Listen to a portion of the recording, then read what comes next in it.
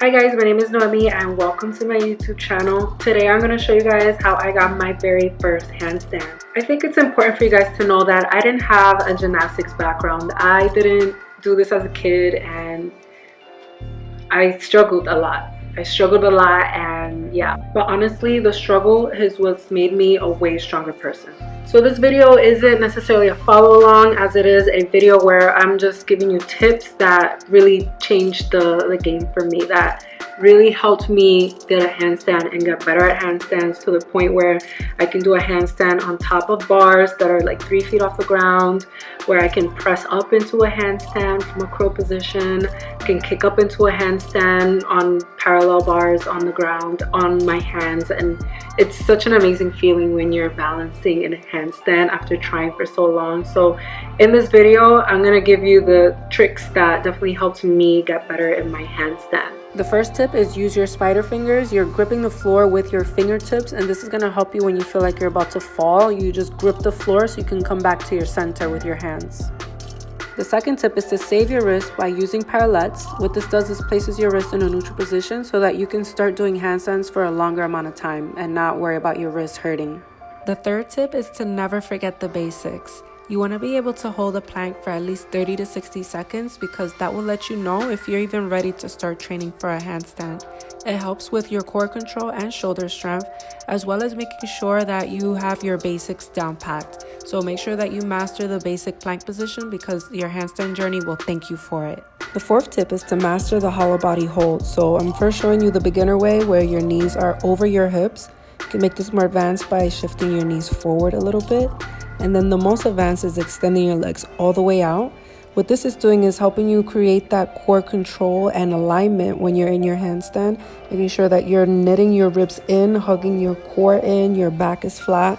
You can also make this even harder by lifting your arms over your head. Just make sure that you keep breathing and that you're looking at your toes.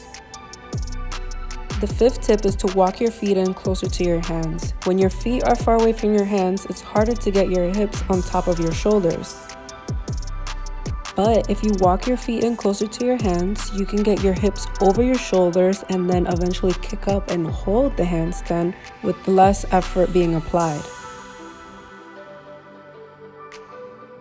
Tip 6 is L-shape against the wall, and you want to place your hands about the length of your leg away from the wall.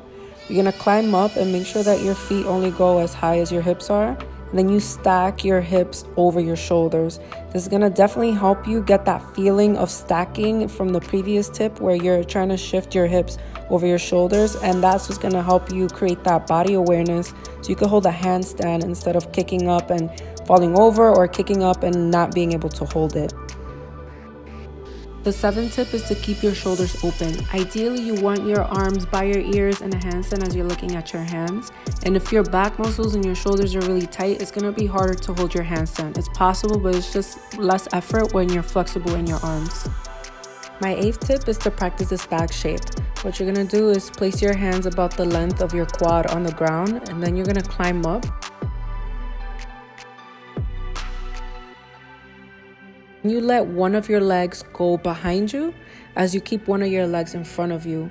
What this does is that it helps you balance and find your center in a way where if you feel like you're going back too much, you can just pull your knee in, and if you're going forward too much, you can pull your back leg further back behind you. Make sure that you practice this on both sides because sometimes you'll be stronger on one side than you're on the other side, and you want to practice your center. If you find your center, then you'll definitely find your handstand when you're away from the wall. Tip number 9 is to spend time upside down.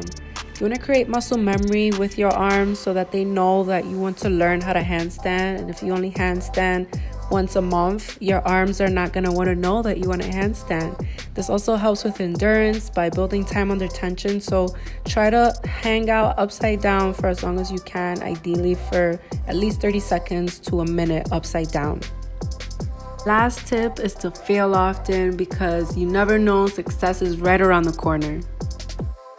Thank you so much for watching this video. I hope it's helpful. I want you to succeed as much as possible, which is why aside from all these other tips, work hard. You can't just get handstand in one day. This is something that takes constant going back and forth with.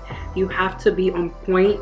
You have to be consistent. I love working out on Saturdays with my Bar Stars family just because they push me and they're so awesome. And I also love going to gymnastics and like learning new things from my friends, and they're always giving me tips to make sure that I'm on point. You know, with the tips that I gave you in this video, you get your first handstand. You finally realize why you weren't getting your handstand, and now you're like, okay, I'm gonna go and incorporate these tips, you know, start working hard. Definitely hit me up if you have any questions. Make sure that you like, you comment, you subscribe to my channel. Let me know what else you want to see next. I already have my list of things that I'm going to do.